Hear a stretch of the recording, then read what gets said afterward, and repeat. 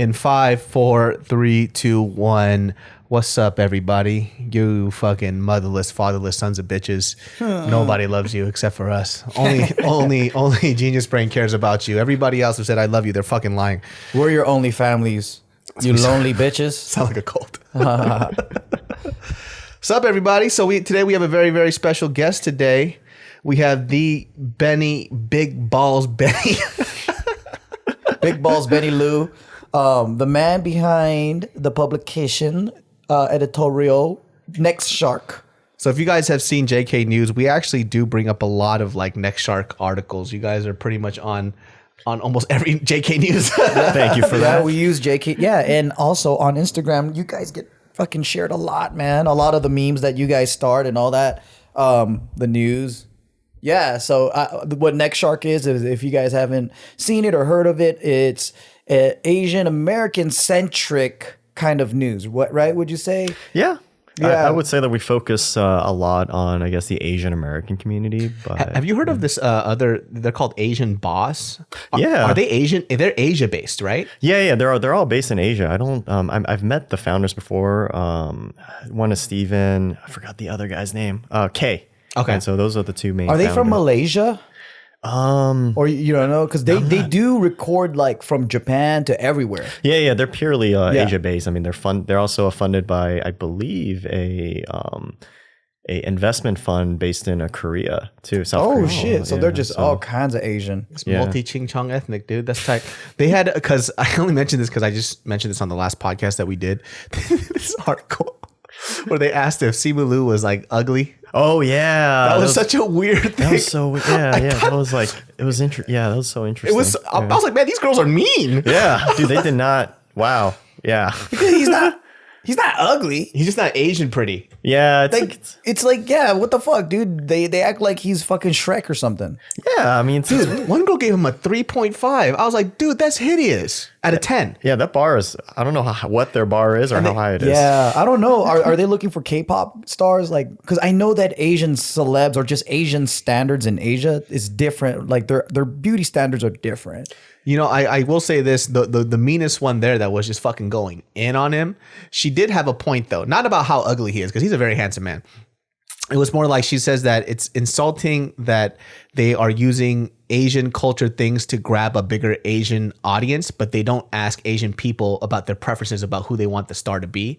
And so, because a lot of Marvel's ticket sales are based in Asia. They sell a shit ton there. Oh. So her point was that, how come you guys based like these beauty standards or what you think a handsome Asian man should be, if that's like your thing to get us to go, but you don't cater it towards Asian people in Asia? She goes, a majority of us live here. Yeah. So why would, and he goes, who is this guy? If he's somebody that's famous only in the United States, he goes, well, we have stars in China that are internationally well known. Yeah. Like they could bring a bigger audience, and you sell so much stuff over here. How come that's not put into consideration? So I kind of understood where she was coming from with that. Yeah, because it's totally different. Asian American culture is different from Asia culture. Yeah, the challenges are different too. You know, because here, like we deal with the whole experience with racism and how we're kind of perceived in the media, whereas in Asia, I mean, they're the majority. Yeah. So they don't really have to deal with those issues. And then the contrast isn't as big when you compare it to European and West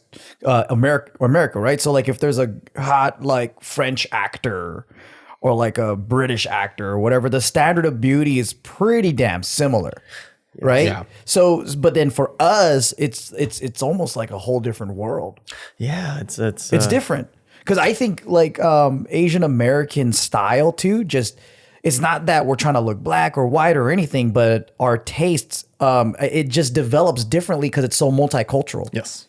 So then I feel like Asian American girls are prettier than Asian girls in Asia, even though they have their own style. I think it's cool and all, but. Yeah, I don't know. You know, they like that Chinese style, dude. The girls with the fucking white ass faces, the pink lipstick, and the yellow teeth, dude. They're cute as fuck, eh? Just difference in beauty standards. They want girls that look like they don't even eat anything. Period. There was that huge thing in Asia where they're like, they wanted that thigh gap shit. Yeah, and that's it kind of came here for the a little crazy bit. Challenges and stuff. Yeah, right? the thigh gap shit. They want like virtually no musculature in their legs or some shit. I'm not sure if that's a popping thing now, but that's what I remember when I was younger. They were wrapped like dollar bills. Like if it wraps all around, then like it's like some weird shit, dude. Yeah. And right now, the hot thing in like Korea and Japan, I'm not sure if it's in China, but it's like peach lipstick with peach rosy cheeks and really pale faces. Like it's like that's like the hot makeup thing. I don't know why, but when we were in Japan, all the girls looked like that. Yeah, they want to look like cute dolls. Yeah, and for me, I feel like a molester because I'm like they look like children. You know what I mean? Like their idea of cute, like it's too cute to the point where there's no, in my opinion, there's no sex appeal. Yeah, but me then too. I agree. But then Asian American women, like they there's like a level of this sexual maturity to them. Like it's more Western, like their clothes, even their body type, like there's more protein, you know what I mean? Like there's curves and there's just... Yo, shout outs to the Asian girls in Houston. Y'all got ass. Right. It's fantastic. I wish I could just fall asleep and bury myself in it. Yeah, but the thing is, if they're in Asia... They're called so fat. Yeah, they're fat. Why are you so fat? Yeah, there's a Vice article of like crazy. This woman that was just like, oh, like when I went back to China, like people thought it was okay to call me fat. People on the streets was okay. You know, and so I mean here they just walk around, hey, fat ass. Yeah. You know what's crazy though? It's like you know how like some Asian parents, or for Chinese parents, when I grew up, I mean it was very normal if you see like a family member and you call you fat. Yeah, they just call you fat. Hey, you got fatter. I think that's an Asian thing. Dog, man. Yep. This is the most annoying thing I would always get, right? Because I was so fat for the majority of my life. They would come up and they're like, dude, you're so fat. You need to stop eating less. And I would stop eating. They're like, well, you don't like my food? Like, why'd you eat some more? You can't win. I'm like, what do you want from me, you fucking psychopaths? You know what I mean? Like, do you want me not to eat or you want me to fucking eat it? And then they pile my plate to the fucking top and to the brim of every fucking side of the plate. And so they're they like, can fat shame you again after. I'm like, I don't know what you want from me, man. Like, it's like damned if I do, damned if I don't. So I was like, whatever, fuck it, I'll just eat everything. The cool thing was like at church though, every Sunday at my Korean church, they would have a potluck type of thing after sermon and shit. And then you would go through the line and they would put all this like fucking panchan side dishes, and they would put it on my plate. They would look how big I am. They go, oh, and they put some more. I'm like, damn straight. Damn. Love that shit, dude. Everybody jealous of me and shit. And I was like, you wish you were fat, bitches. That's so fucking funny. Well, you started off originally doing, we were talking about it before, new media rock stars when I first met you. Mm-hmm. No, actually, it was the other Asians. Remember that? Oh, that was before new media? Yeah, that was before. Yeah, that's how I met him actually. Back in, the thing with Benny is you've been always doing stuff for the Asian community, like just behind the scenes. Yeah, you know, it's always like pushing pop culture for us and shit. Yeah, I've always been really passionate in it. I mean, I grew up in San Francisco to Chinese immigrants and everything, and went through that whole Asian pride phase because that was huge, and the Bay Area. Upper cap, lower cap with the AZN. Pretty much. And PRYD. What was your fucking email and your screen name, bro? Oh my god! I had such a corny ass like. So just say it right fucking now, okay. So man. I used to break dance back in from elementary school to middle school. Yeah. So it was such a cheesy name. It was my screen was just Ben the Breaker. So there was no like AZN or anything like yours that. is better than ours then, dude. What was yours? Mine was like fucking Korean panda bear. There was like it was like Asian some shit. I can't remember, but then like I also had like everybody used to call me Panda. So like it just stuck because I was just a big fat Asian guy, right? So all of my emails had the word panda in it. Yeah, that was like your nickname. Yeah, that's cool. What about you, Joe? What was your screen name? Damn, Joe, shut up.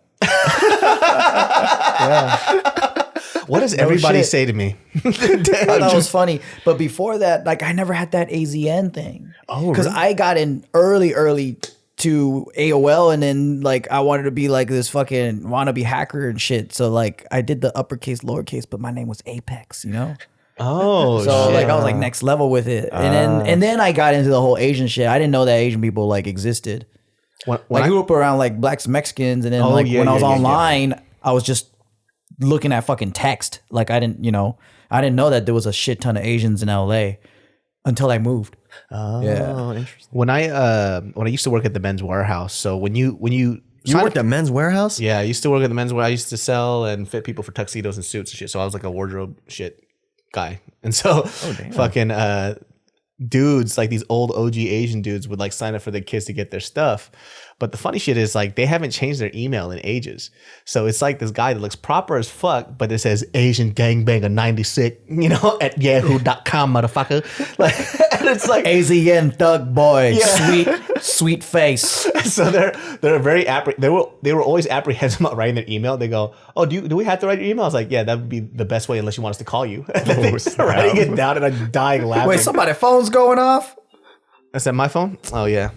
This phone. And then podcast. That would have been bad if it was me. I'm like, Yeah, but anyways, so you're okay. What got you to start your first publication? Like, what is it? Is it a blog first? Yeah, it wasn't even like. Yeah, we got to go back to like the other Asians. Yeah, then, that was pretty your much, original. Yeah, so my background has always been, man, I don't even know what my background is at this point. It did so much stuff, I mean, I would say I started off like as an internet marketer towards the end of college. Oh shit. Yeah, and so I was doing a lot of like cool campaigns. I had a couple big clients. Did a couple projects with like Billboard, MGM, and McDonald's, and then through some of my friends that I went to college with, Melly Lee, you guys, know who she is. Shout outs to Melly Lee. Great photographer. Craziest drunk I've ever met in my She's awesome though. I got fucking stories about her. She's fucking hilarious, dude. No, she's great. She's like, I definitely love her to death. Definitely I consider her as family.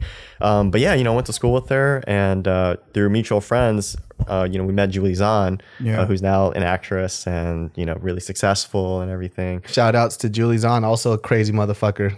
That bitch got cocaine running through her blood. And she's sober. Yeah, she's sober. That's the crazy shit. She hustles so hard, man. Seriously, like I respect her a lot. Yeah. But I mean, they both approached me and they're like, hey, we want to start like just a blog for fun, just to showcase, profiling Asian Americans and non-stereotypical, careers and everything. Because, we're kind of pushed because of the model minority or whatever. We're kind of pushed more towards, more conservative, jobs like medical, lawyer, all that stuff, right? Which is great. Yeah. I don't know why people hate it. I'm like, man, that's a great thing that for our culture. Yeah. You want people doing respectable shit. I think as long as what you're passionate in, right? Yeah, that's true. Yeah, I think like because I never grew up with that thing. So like, Me neither. I didn't know till later. I didn't know that was a problem. Like, cause when somebody was like, "Oh, you're gonna be a doctor, lawyer," it's like in your face. I'm dumb, dude. But I'm like, that's tight that you think that. Yeah. I'm like, so you copping off of my paper? Joke's on you. I didn't even study, homie. I know. Why'd you get that F just like me, stupid? In your face. Yeah, I wish I understood the whole problem with the what's it called, model minority thing, right? Well, you grew up multicultural, like in Sacramento. I mean, similar to me, right? Like I think that's why we all vibed. Like I grew up in Gardena. There is a handful of Asians there, but then it's like lower, income, kind of like middle class. Damn, see, while I'm talking about lower income, middle class, the fucking popo. Yeah, perfect timing. I was blind to what the majority of Asians were. Like, so yeah, there would be a handful of Asian nerd kids or whatever, but there would be a good enough amount of other kinds Thuggery. of thugging, like athletes or whatever. And so cool Asian kids and whatever. So I was until like later, and even when I went to a predominantly Asian neighborhood, which is Monterey Park, but Monterey Park, Asians are the majority. Yeah. Yeah. And it was like a fucking breeding ground for Asian gangs back when I was like growing up. But I never felt this like thing until college, and then I started doing shows, and then I started to meet other Asian kids all over America.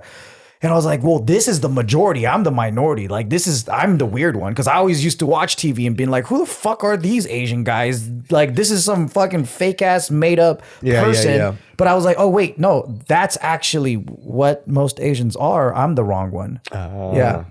That's interesting. It's where you grew up, man. It's always interesting. Yeah. So yeah, that's awesome that you guys were doing that with the other Asians. You wanted to showcase like artists, entertainers, just kind of out of the ordinary doctor, engineer kind of stuff, right? Yeah, pretty much. I mean, we saw like this like trend of like, back then, a lot of like Asian creators were making a big footprint onto YouTube and everything. Yeah. And so I would argue that a big portion of YouTube stars at the time were, Asians and Asian Americans. Oh, for sure. They were huge. Hell yeah, 2007? Yeah. Man, we had like the top 3. We had it was Ryan Higa, Kev Jumba, Yep. Ray William Johnson. Yep. You know, like the Christine top. Gambito, all those Yeah. guys, and it's like it's because it requires you to understand how to use a computer. That's why fucking Asian people, baby. Dude, we're innovators, man. We had, we were on AIM, we were on Zanga. dude. I mean, come on, Friendster, all that stuff, man. We were Facebooks, all that stuff. We're Even early adopters in technology, that's for sure. So Oh, yeah, I mean, back then when YouTube was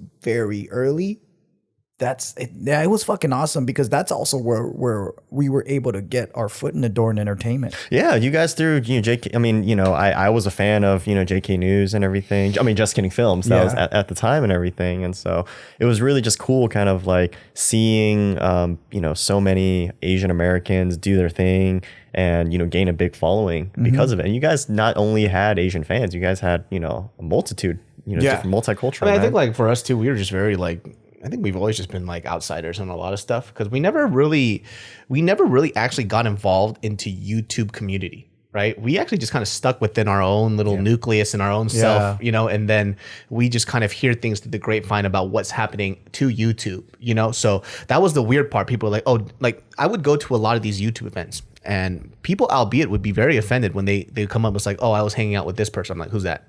Oh, I wasn't trying to be cool. I don't fucking know who you are. You know what I mean? Like, I don't know who you are. That happens to me a lot. Yeah. So it's like, what the fuck? Like, I remember the first time I came to, actually shout outs to Tom No, but I met Tom. Yeah. And then Tom was like, oh, I represent Kev Jumba at the time. I'm like, I have no idea who that is, bro. And I think he kind of thought I was an asshole, but I was like, I don't know who the fuck that is, dude. I don't know who this guy is. Like, I also represent Joseph Vincent. I was like, who the fuck is that at the time? Love you, Joseph.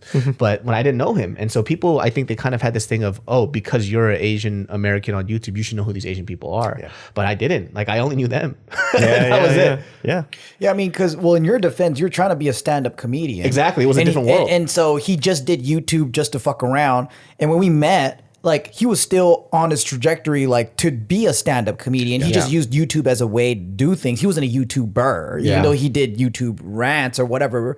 It was just stand-up comedy bits. Yeah. And then so, like, I think, like, as we became closer and friends, we were like, you should just be on YouTube because that stand-up shit is going to be a really hard grind. Yeah. And so we all kind of embraced it. I think we come from the generation of being a YouTuber is kind of like looked down upon and it's not respectable. It's cool and now. That's what's crazy, you know? It's cool. Like the kids that grew up watching us, they're like, I want to be a YouTuber when I grow up or whatever. And I'm like, ooh, that's a low standard, buddy. I was like, what's wrong with you, dude? We did this because we couldn't get in Hollywood, you know? Yeah, like my friends' kids, they'll be in school and, when you're in elementary school, they'll ask what you want to be when you're older. And kids will put YouTuber as a career path. What a weirdo. That's insane. And it's such an odd concept too that's a career choice, and it's weird because like I always tell people, like YouTube isn't easy, man. Like that shit's fucking rough. I think they see a lot of the stuff and they think like, oh, I could do it too. I was like, well, just like any other career, if you could do it, you would have done it by now. You have to be kind of like. I mean, it's great to try. It's great to do it for fun too, but I think to make it into a career is the hard part. It's hard. You don't know how sustainable it is. Yeah, it's dedication too. And I think the way that people go about their YouTube career too, there's a reason why a lot of these guys come and they disappear really fast now. Yep. It's like 3-4 years and they're gone. It's because they tried to do as much as they could whenever they could, and they didn't really have any content. They just kept stealing from other people's ideas. And after a while, that well dries up. Yeah. And they go, well, what now? And the problem with the younger, with I think younger YouTubers is that they identify themselves based on what other people think about them. So they don't really create because, not all of them, but a good handful of them don't create because they want to create. Yeah. Yeah. But it's hard because like, I think that, it's a weird system now because I think that when you get a viral video, you get a viral hit, like you see all the numbers and those numbers is like validation for you, right? Yeah. And so, if you're a creator, like, yeah, these numbers are great. I mean, we just got to keep doing these sort of things. And I think that if you go down that path, it's really easy to kind of lose sight of, why you're doing this in the first place. Because now you're like, oh, I'm doing it naturally. You kind of just all of a sudden fall into whatever the numbers like take you. I think it's kind of cool. Like I think maybe it's because I didn't start off trying to do YouTube fully. It's just whenever I put up a video, if it did well, I was, oh, that's dope. Yeah. If it didn't do well, it's just kind of like, is what it is. And I would move on and I would do another one, right? Just because I never really held anything too precious. There's rarely anything I've ever put up on YouTube that I thought was perfect. I was like, It's going to go up on YouTube. This is good for what it is. You're not the type to delete an Instagram photo because you didn't get enough likes. Oh, absolutely not, dude. Like, I'll just leave it on there. You know what I mean? Just like, it is what it is. I half-ass everything. It's a weird space to be in, man. Like, it's evolved a lot. I mean, especially I feel like for editorial stuff like you guys do, it's editorial stuff is hyper going into like video, and like they're opening up video and digital branches now, right? Yeah, actually what's crazy is that I read an article today, like they surveyed about like 1,000 teens or something. And I think it was like, I forgot the number. It was over 50%. So I think it was like 60 or 70% of them said that they get their news from YouTube. And not like YouTube in terms of like CNN YouTube, but like, you know, YouTube personalities and, you know, celebrities, influencers. Exactly. PewDiePie, all that. Yeah. That's why I've been telling you, man, you got to go into video. Like, I mean, in Instagram, I bet you get a lot of traffic from Instagram because people are fucking passing around your shit or like tagging their friends or whatever, right? But the memes, I think that's how people consume news now. Is they just they fucking see memes, real quick, like the clips. Yeah. Facebook, you know, like I don't think anyone's watching TV. And it's dangerous territory because like sometimes like, you know, news, you can't dumb down certain pieces of news by one photo or like one meme, you know, there's so many different nuances and stuff. So it gets into dangerous territory too, you know, so it's a struggle that we need to figure out too. Where I mean, like, I think what's cool about you though, is that you try to keep it a little old school. And what I mean by that is I don't think people understand like old school journalism and news is just reporting. And then you're not trying to do an angle unless that's propaganda, you know, like that's just not good journalism. That's an opinion piece or whatever, right? But that's the nature of what the world is today because, you know, like all these media, like big ass moguls are trying to catch up to what someone on the floor with Twitter can do. Like if you see some shooting just went down, you could just fucking record it on your phone and just upload Everybody's a journalist now. Anybody can be a journalist. And then you can just be popular off a blog, or you could just be a personality and a vlogger and be a political vlogger or news vlogger, or, you know, and then it's like they're beating all these guys. Yeah. So then what do they have to do? They don't have time to research. They don't have to, like, there used to be checks and balances, you know, like if you wanted to publish something, you had to go and like, you have your chief editor and then he checks and then you have to check your sources and all that. Lot of lines of verification before you report on something. Even then, sometimes you could be wrong too, even after all that work. Yeah, but now it's because of that speed that all this like mainstream media is trying to do, they're getting into a lot of fucking shit, dude, because their fucking lives over. Like they're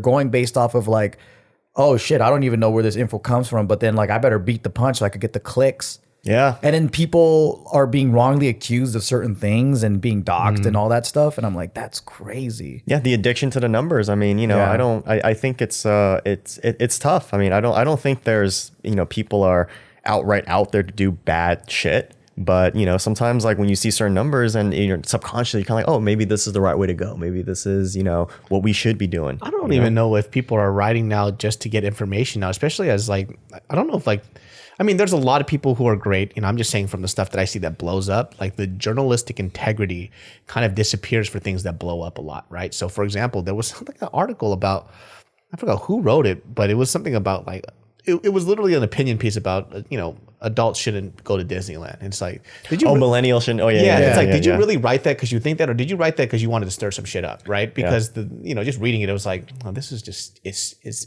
stupid. It's idiotic. You know what I mean? Yeah. So I look at that and I'm like, this person literally just write this just so people can click it. Yeah. I bet you that did really well too. It did. I'm pretty sure because I saw it because I don't look at anything. You know? It's like, how do I like fucking pander? How do I get these? Yeah. How do I make these people angry and then it'll go viral, or like, you know? Yeah, putting two groups together or something and, you know, trying to get that debate going on. Yeah, because real journalism could get boring, man. This podcast is brought to you by Skillshare, baby. That is the official song for Skillshare. I don't care what you say. Yes, this podcast is brought to you by Skillshare, my friends. And we're talking about lifelong learning. We're talking about learning outside of just college, high school, junior high, or even some of you elementary school students, all right? But we want to take lifelong learning and just make it accessible for people. And that's what Skillshare does. Skillshare allows you to learn a lot of the stuff that you want to learn outside of just an institutionalized place such as college, and do it at your own pace. There are a lot of things that we want to learn on our own time, and there's a lot of things that we want to learn outside of what college can teach us in a very quick and accessible way, and that's what Skillshare has. So Skillshare is an online learning community with thousands of amazing classes covering dozens of creative and entrepreneurial skills. So whether you're returning to a long-time passion project, challenging yourself to get outside your comfort zone, or simply exploring something new, Skillshare has classes for you. The classes that I consistently take, or the lessons that I always go into, always have to do around with photography and videography, and Skillshare has a bunch of stuff like that. So for me, it's really applicable to my life because of what I do for a living. So check out Skillshare and you will love it as much as I love it, people. So join the millions of students already learning on Skillshare today with a special offer just for my listeners. Get 2 months of Skillshare for free. That's right. Skillshare is offering Genius Brain listeners 2 months of unlimited access to thousands of classes for free. To sign up, go to Skillshare.com/brain. Again, go to Skillshare.com/brain to start your 2 months now. That's Skillshare.com/BRAIN. Yeah, That's why. Yeah, but how do you find that balance? Because I've noticed that about NextShark is that you guys don't do that. You just report. Yeah, we do our best to try to stay like as balanced as possible, but at the same time, for us, we aim to be the voice of global Asians. That's kind of like what our tagline is, right? And so, in terms of that, we kind of just want to offer a platform to showcase different points of view, because Asian Americans and Asians in general, like they're not they don't believe in the same things. There's a lot of cultural differences and political differences too. Yeah. See, I like that about you because you're showing that we're not a monolith. There's Asian conservatives, there's Asian libertarians, there's Asian liberals, there's so many different schools of thought, and even within the culture, you could be Japanese American, Chinese, whatever, and there's slight differences and all that stuff, right? So people don't think and feel the same exact thing. But there's other groups out there who want to speak for us as if as an Asian American, this is how we feel. And I'm like, fuck no, I don't agree, you know? That's why I never come out I think that there's obviously there's certain Asian activists, and hats off to them for everything that they do, and they come out and they say, hey, we speak for whatever. But for me, I've always kind of just liked to be behind the scenes, because I don't speak for all Asian Americans. I don't want to. And there's so many things that I still don't know, right? And so all I can really do is hey, we offer a platform, and if you guys have some interesting thoughts, and if there's certain news that that needs to be shined upon within your community, that's something that we want to, offer that to you guys. Yeah, and people, like you said, everybody can be a journalist, and people with the biggest chip on their shoulders write some of the trashiest things I've ever seen in my life, man. I met somebody who wanted to do a documentary on the white takeover of matcha, right? And so, having a conversation with this person, I was we should do it, because then we could make them feel like every other matcha store is inauthentic. Yeah. And we're the most authentic one. Yeah. And so this person was talking about, it's when people drink matcha, they shouldn't just drink it however they want. This is a ceremonial thing. And I'm like, nah, bro. You're talking about some ancient ass shit, homie. Even in Japan, they fucking do matcha favorite ice cream, and they don't exactly. What the fuck are you talking about? So this Asian person, has a huge chip on their shoulder, and I was like, you're gonna do a docuseries about garbage, because it's not even true. I was like, have you been to Japan? Literally, you'll see fucking matcha flavored condoms, for crying out loud, or some shit. You know what I mean? Everything. Matcha ice cream. Yeah, it's what the fuck are you talking about? But people sometimes, when they have this huge chip on their shoulders, they like to make their personal feelings into facts, and it kind of sucks, right? So it's like that type of thing too, because we own a matcha store, and well, we kind of make these drinks very fun, because what we learned when we went to Japan is the farmers that actually make our matcha, they just mix sugar and water in that shit, and they drink it up. You know what I mean? They drink that shit like it's sweet tea. Yep. Yeah. And so I'm like, well, what the fuck is this person's problem, right? That sounds like the best way to handle it too. The best way to take it too, in my opinion. And a lot of people in Japan don't drink matcha on a regular, the ceremonial style, because there's a whole fucking thing behind it. It's like going to yoga class for fucking tea, dude. You don't want to wear yukata and everything. No, it's the whole ceremony. It's like, what are you talking about? And dude, it's so funny, because I was talking to one of the farmers out there that he's he's the distributor, and then I was like, so what made this whole dessert matcha thing popular? And he goes, I think it's actually Westerners. And we're like, what? And he goes, yeah, the matcha craze kind of started dying down in Japan. And then, Westerners started doing like lattes and things like that. And then he's like, yeah, it's kind of cool. It's reviving the whole like excitement for matcha again. And then so it's like everything, we're global, man. Everything is just always being influenced by each other. And to be so fucking rigid about how this culture owns this thing I think it's a little weird. Well, you're not going to win that fucking battle. Everything is global now, right? Yeah. So, I mean, just think about something very small like this. When I go to, let's say, Hawaii or something, right? They're like, get me a souvenir from something in Hawaii. I was like, you can go to a market and get the same shit that I got in Hawaii right in LA. You don't need me to bring anything back. Dude, I stopped doing souvenirs because of that reason. I stopped doing it because I would go in and I'd just be like, oh, made in China, made in China, made in China. Oh, fuck, I saw the same. Like, get Mac nuts. Well, you could get it at Costco. It's like, what?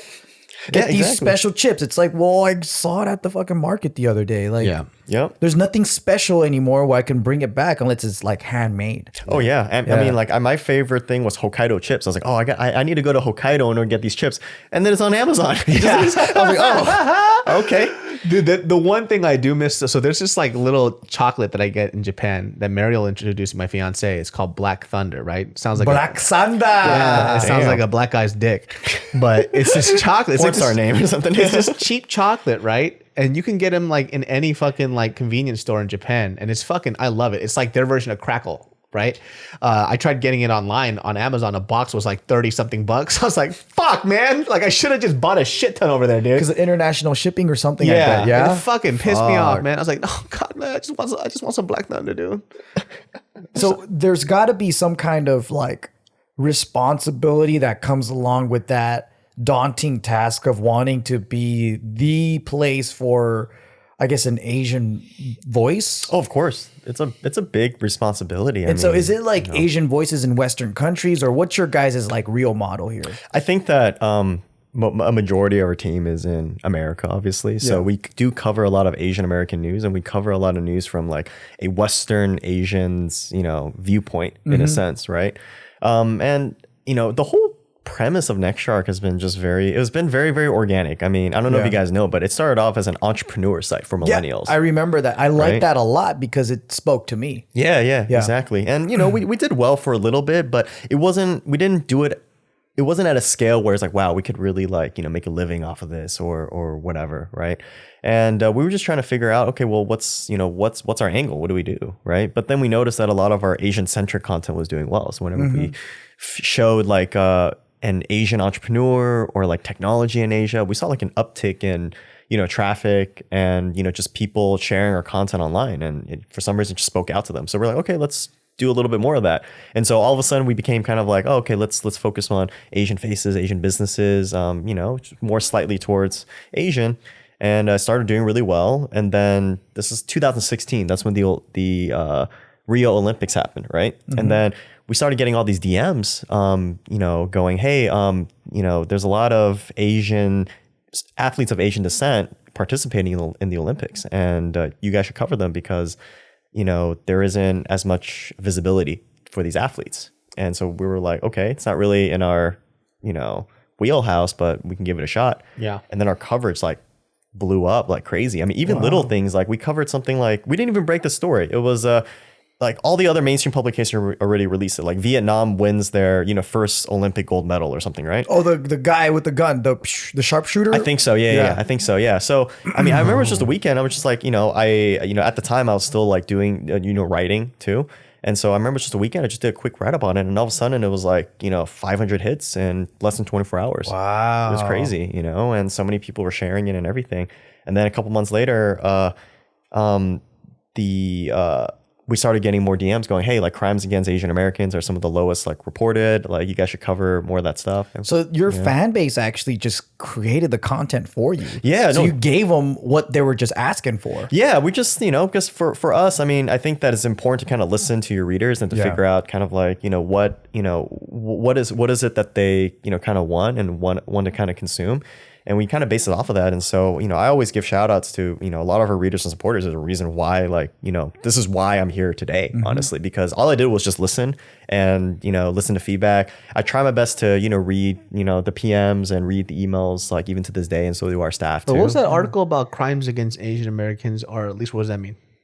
Just like, for example, like, how do you say it? Like, let's say the whole Dr. Dow's situation. Remember, okay. So that one actually like really, really put us on the map. I mean, when that Vietnamese, I guess Vietnamese American doctor was forcibly dragged off the flight. He was like bloodied and everything. And again, we weren't the only publication report on it. I mean, tons of publications reported beforehand, but because we built such a solid Asian following at the time, there was this like analytics company that was just like trying to rank how much engagement a Facebook post got based on a certain subject. And so when they were ranking based on the subject surrounding this, NextShark actually our coverage ranked number 3 across Facebook. Wow. It's crazy. Like I saw we beat out New York Post, and there was like all these major publications under us. I was like, wow, this is crazy. I mean, it's so the stories are right. I mean, I feel like, it's one of those things where they don't really get to see this sort of coverage like anywhere else. And so this is kind of a space where they can kind of go,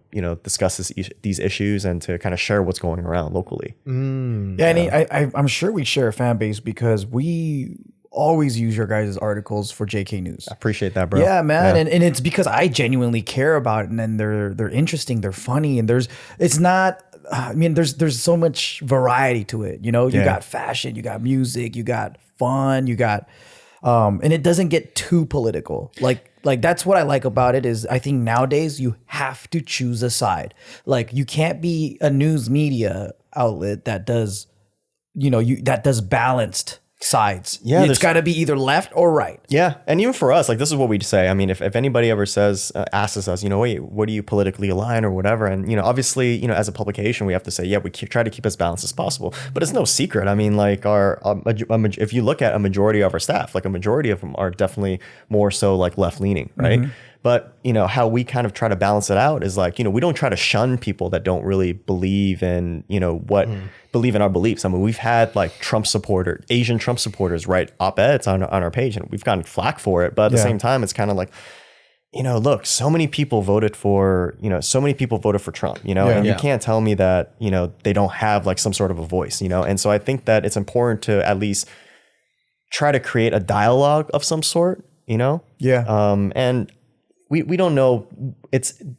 The whole thing is not perfect, right? I mean, there's still like a long way to go to figure out where that equilibrium is. And everybody's just trying to figure out like how to reach that equilibrium. Yeah, and that's something I can stand by because I think JK News, we try to do the same thing where, I mean, at the end of the day, we're not genius philosophers. We're just there to fuck around and talk shit. But at the same time, I feel like we'd have a fan base that is both like liberal and conservative, and some people they feel left out if we lean too much on one side or the other. And I think most of us don't care enough. Like we'll care. Like I the way I look at politics is like WWE and like drama and like entertainment. Like to me, I don't take it as serious as other people. And I like to argue. So it might sound like I'm just really about something, but I just argue for the sake of arguing sometimes because it's fun. But I have to remember that people take this shit serious, and this is something that is like someone's life, And then so I try to do that, but I also the goal is like the common ground thing. It's like where is there a place where they can agree or maybe even find a compromise? Because the way that this country's going too, it's a lot of these like people just in their own bubbles and saying, well, fuck these guys. These guys they don't know anything. They don't have the right data. They're all fucking brainwashed. And the more we separate like that, it just creates chaos. Yeah, it's hard, man. I mean, we're in this stage where there's just like no room for nuance, right? It's either like you're either here or you're either there. If you're not with us, then screw you. I just don't think. I think people just they say they don't like labels, but they fucking love labels, dude. They like groups. They like being grouped up into a group, and they like pointing fingers and saying, "I'm better than you." That's generally what people have. That's the same thing with even like, let's say if we were to bring it down like to earth, YouTube and Hollywood, right? There's always this concept of like, I'm better than you. Like I'm a content creator. You're over here sucking Hollywood's dick. And then these people are like, you don't even make real movies, But it's like, why can't people just be happy doing what they're doing? It's, why? It's because people like labels. They like it. There's this thing where people are going on right now. They're like, oh, don't label me this, and that. but you just say it, but you fucking love it. That's why you I like. love it. It's fun. they like the identity and the feeling of belonging in a certain group. Yeah. I like to feel like I'm better than people. Like, that's true. Because I'm like, fuck those Hollywood motherfuckers. How many dicks did you have to suck to be in that movie? A lot of dicks. But then they get like 20 million for their fucking role, and I'm like jealous. Oh yeah, for sure. It's hard, man. And then they get to go to the Oscars, sit next to Lil Jon. Little John, Little John in the Oscars. John in the Oscars. That's what Little John is doing. He's at every Oscar. He's not doing music anymore, but he's hanging out. I fucking love Little John, dude. That's why I mean, like, they're probably sitting in the back somewhere, you know, like with the C lists and the B lists, not in the front. Yeah. Did you always want to go into like journalism? No, dude. You know what? The funny thing is, in college, you know, I think I tested still at like a high school reading level. Like I'm a dumbass, dude. Like that's fucking funny. It's crazy, dude. It's funny because my parents had that whole thing where it's like, oh, you know, Benny's gonna be. When I was born, they had this high bar for me where it's like, oh, Benny's gonna be a doctor someday. No, I could see it in his face. He's gonna really save lives and stuff, right? Yeah. And when I got into kindergarten, they realized they had to lower their bar like crazy. That's fucking funny, dude. It was like back in kindergarten, I gotta tell you, like Your own parents had, as soon as you got into kindergarten, you made them lose hope. That's fucking funny, bro. Dude, like That's I remember fucking hilarious. first parent teacher conference. I remember like, you know, during spelling tests, you're supposed. I don't know how it was for you guys during kindergarten, right? But when we took spelling tests, right? You know, you take a piece of paper. There weren't desks at the time for some reason. There was small desks, but you had to like kind of pick a corner and kind of listen to the teacher. I was one of those kids that was just drawing. I'm like, I didn't pay attention. I didn't know what was going on. I was so oblivious to what was going on. That's fucking funny. So I was just like, I was literally, so by the time everybody handed in their spelling tests, is like, I'd have pictures all over mine. And then and I remember like the bar was so low that at the end of the year, like, you know how they give you report cards, they write comments and stuff, right? Like, Benny's really improved. I mean, he stopped talking. I got most improved too. They were like, Benny's really improved. He stopped talking when I talk. He doesn't make weird noises like, you know, in the corner. He understands that timeout is it's a punishment now. It's not, you know, room to just like, That's you know, funny, screw dude. around and everything. It was so low. And So funny. every, like, you know, I shit you not, like every single year up until I went to high school, during parent teacher conference time, it was the same exact conversation. And it was just like, oh, hey, Benny, we might need to hold Benny back a grade. You know, like he's really struggling. Things aren't working out. Same exact conversation. And for some reason, I always just barely I just barely made it every single time. Even up until college, I just barely made it. Like, you know, I graduated from UC Irvine, right? And, you know, But you still got into UCI though. That's pretty amazing. Yeah, now it's like, it's crazy. Oh, talk about like, you know, good investments, right? Because before when I went, UC Irvine was like a safety school, you know, like it was considered one of the Oh, safest. right. It was like you Riverside. Yeah, it was like Riverside, right, and then it was like Irvine almost like, was like that? it was a safety school, man. It Oh, was, really? Because I didn't get into Irvine. I only got into Riverside. Oh, for real? Well, I had like a 2.6 GPA, so I barely hit the minimum to even apply to UCs. I did really poor in school. Did you go to UC Riverside then, or no? I went to UC Riverside. Yeah, they took everybody. So they literally. My SAT scores were really good though. I went to Cal State LA Nice. I should have. because it was the easiest school to get in. Because I was like, what's it gonna take me in a week? I don't want to wait a year.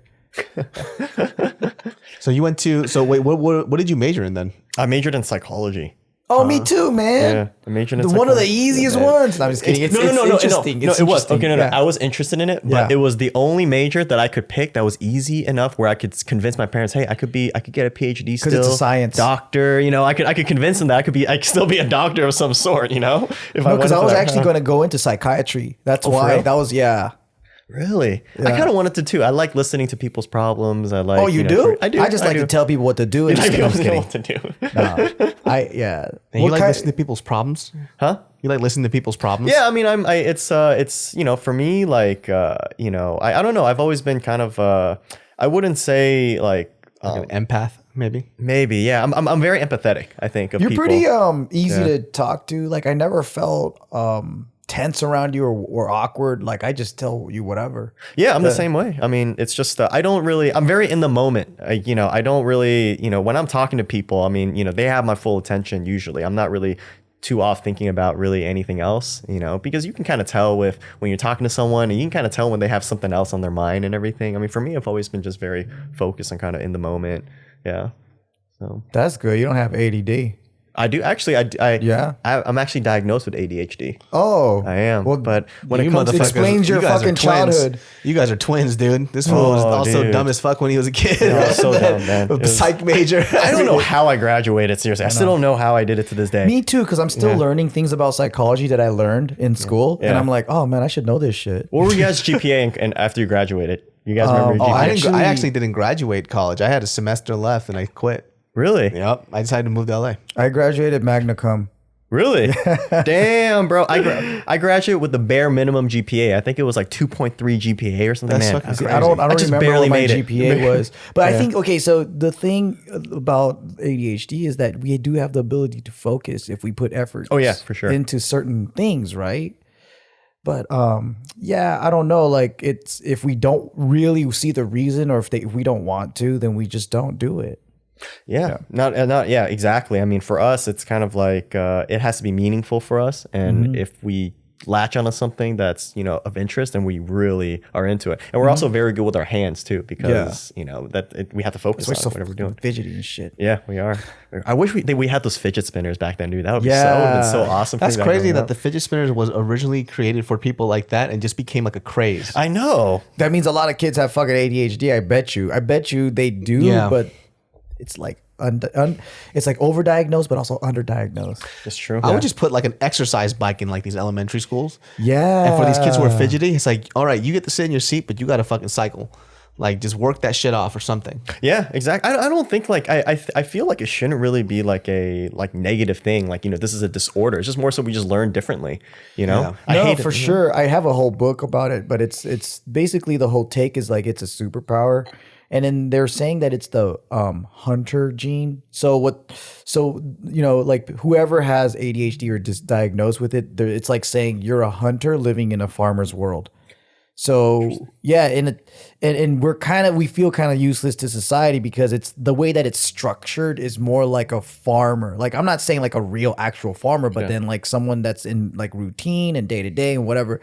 But the people that have this gene tend to be one, excited, and we're kind of like the white girl like in a horror movie where we go towards the danger. So the way that it was, I guess, beneficial as a society is you need those guys that would be like, oh, fire, and then they're like, I don't care, and then you just run in like an idiot, and then you just save the day, And that's who I am. yeah, or like the one that goes, okay, I'm gonna go hunt, see you guys in 3-4 days, and you stay like super happy where you're just traveling and yeah. So it's that's really needed in that kind of society. Yeah. For sure. But today, you know, the way that the school system works, it's just for a different type of personality. Yeah, exactly. I feel like we go to school to learn, but no one really ever teaches us how to actually learn. You know what I mean? Yeah. How do you actually study? Like, how do you like find interest in things? You Well, know? it's very like systematic, and systematic approaches like that tend to, I mean, it's not going to work for everybody. You know what I mean?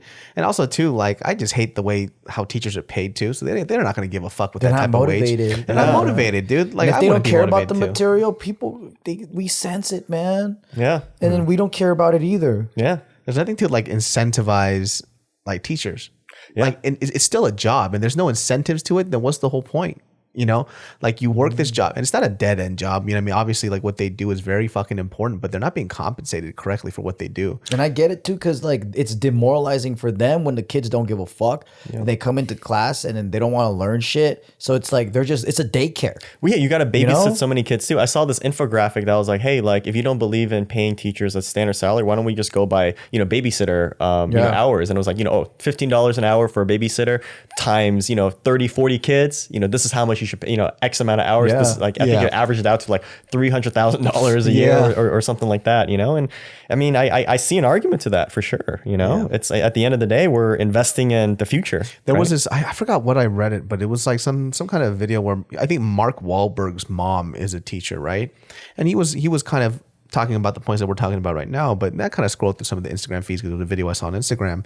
And, there are a lot of people who believe that teachers are overcompensated, which is fucking crazy. But it's like middle America type of people where they're just like, well, all they do is they work, they have summer school, they don't work those 3 months. And you know, that's their mentality. They go, they work from 8 a.m. to 3 p.m. and that's it. They get paid enough. He goes, I work 14 hours and this is what I get paid. It's like, they take work home. you fucking dumb fucks. What do you think? Who grades the fucking homework, you dumbass? Yeah, who creates the syllabus? Who's creating the curriculum? You fucking dumb fuck. But then there's a lot of people who don't know that, and they don't really appreciate teachers, like how much they fucking. Because I wanted to be a teacher originally. That was my original career choice. Yeah. So like when I saw that and that that comment had like 1,000 something likes. I was like, damn, people are that fucking dumb. They think like teachers come in, they punch in, they clock in, and they fucking clock out. It's like, dog, how fucking dumb are people in the United States? They're consistently learning and putting time towards, they should be toward the subject that they're teaching and all that stuff. Yeah, and I know a lot of teachers who use their own money for supplies for the fucking, and they don't get paid shit. Yeah, no, not at all. Yeah, that's crazy. Yeah. That's fucking nuts. Yeah, I read that comment. It had like 1,000 something likes, and other people were just agreeing. And there was a handful of people that were disagreeing. But the fact that that comment had so many likes bothered me. I was like, do you really not know? I was like, you're an idiot. He goes, I think he said something to like, oh, I work at the factory. I'm, making these cars or whatnot. You don't hear me complaining. I do actual real work. And it's so odd what people consider real work. It's like you have to be bleeding and dirty. Yep.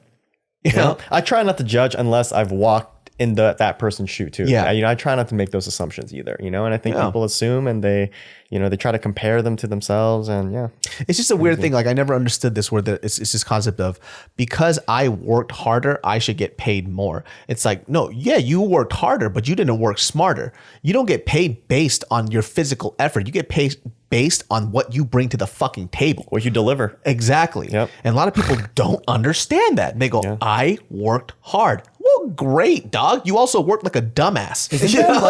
Doesn't that sound, that's just entitlement, right? Yeah. Because they have the choice to find another job.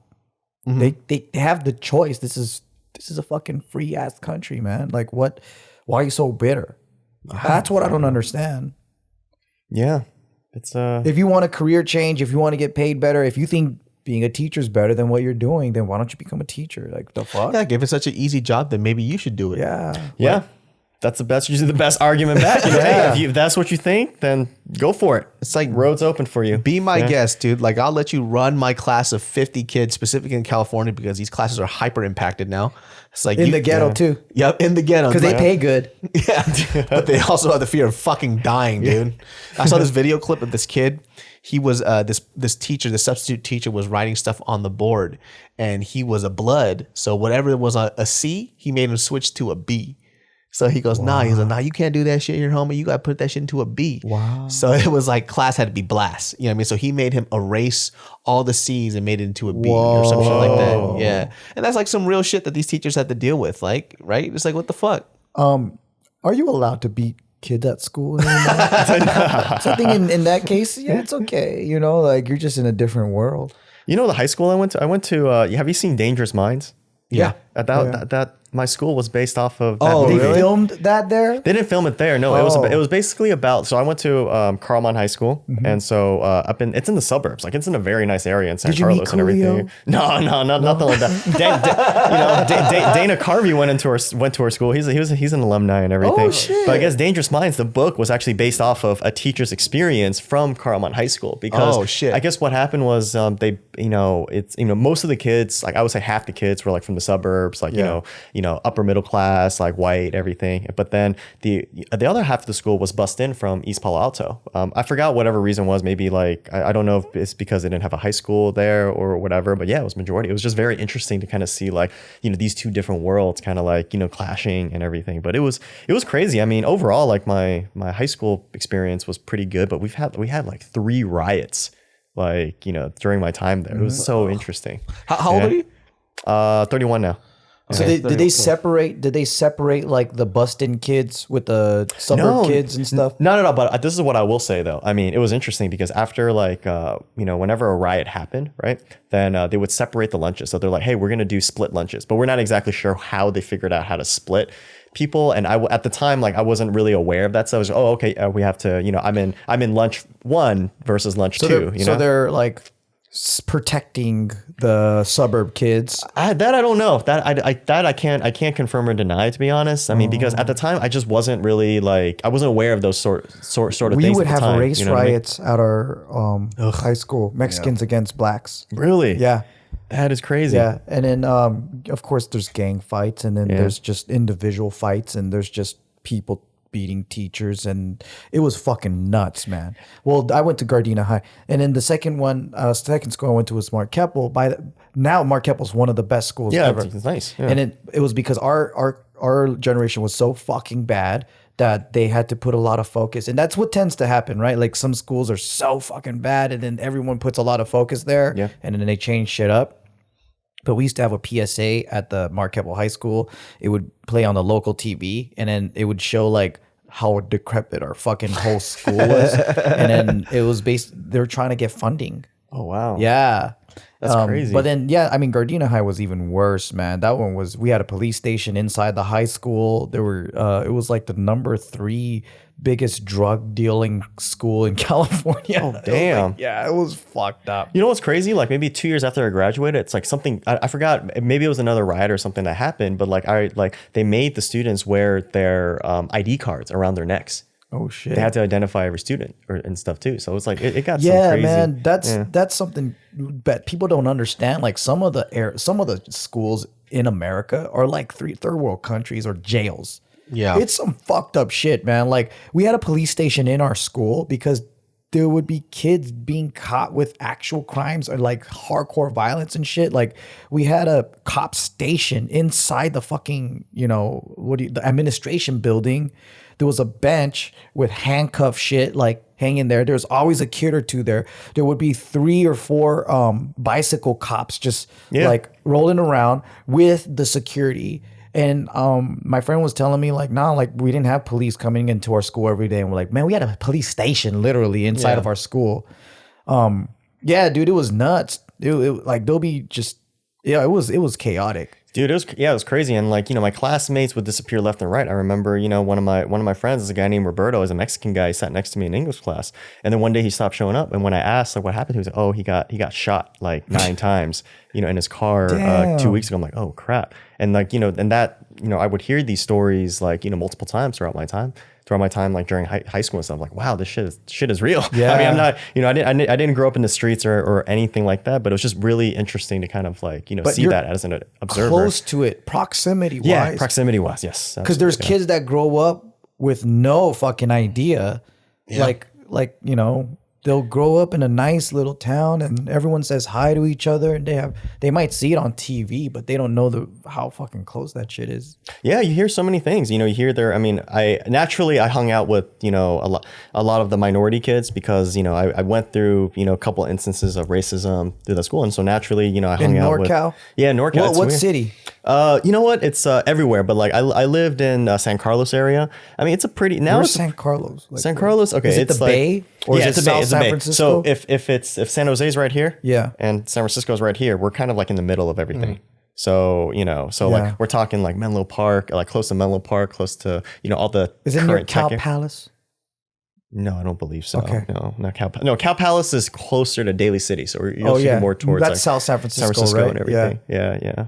So man, that's crazy. It's just such I thought NorCal was hella liberal ass. Like it was liberal. I mean, even looking back, I'm like, wow, how did I go through those things? I mean, I remember I was just at a movie theater, right? And I walked by this like just like an old white couple. It looked like a nice person, but then as I'm walking by them, and this is me like a freshman in high school too. I hear the old guy yell out, "Fucking Chinaman!"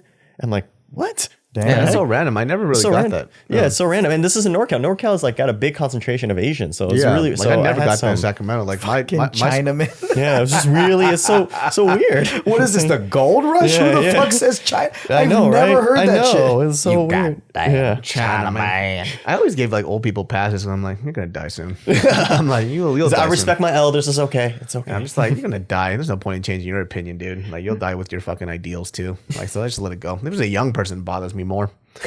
Yeah. Right. Of That's course. crazy. Yeah. Well, guys, that's actually the end of this podcast. We usually wrap this up at 45, but we went almost a solid motherfucking hour, son. I know. That was a good one. Yeah, man. Well, guys, you could catch us on Spotify, iTunes podcast, and any type of audio platform out there. Leave questions and comments in the YouTube video below. Benny, where can they find you? Obviously, NextShark, but Yeah, I mean, if you want to follow me, it's just Benny Luo, BENNYLUO. People used to like to switch the OU, but it's actually LUO. Yeah. how do you pronounce that in the Asian way? Well, if you want a legit way, it's Luo. Luo, but, okay. But then I used to say just Lu. I like Lu just flows. That shit off is hard the as tongue. fuck. Yeah, Benny Luo. Luo. Yeah.